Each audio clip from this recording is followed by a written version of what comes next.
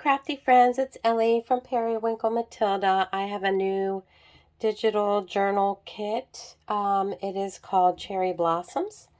13 journaling pages and 8 ephemera pages. It's really pretty.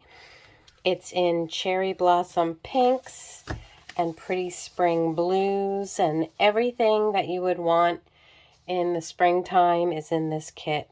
And I will show you the pages first. There will be a link in the description box below in case you want to check it out in my Etsy shop. So there are lots of birds and cherry blossoms and pretty blues and a really cute girl at the cherry blossoms with some more birds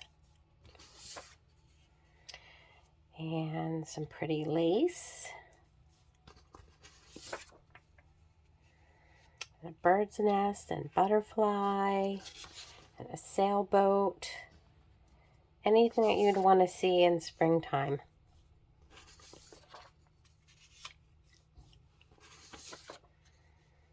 Here's some cute bees and a little bunny, and then I put the bunny bigger and some eggs. And then, of course, in the springtime, you want to be out riding your bike. So I included a bicycle.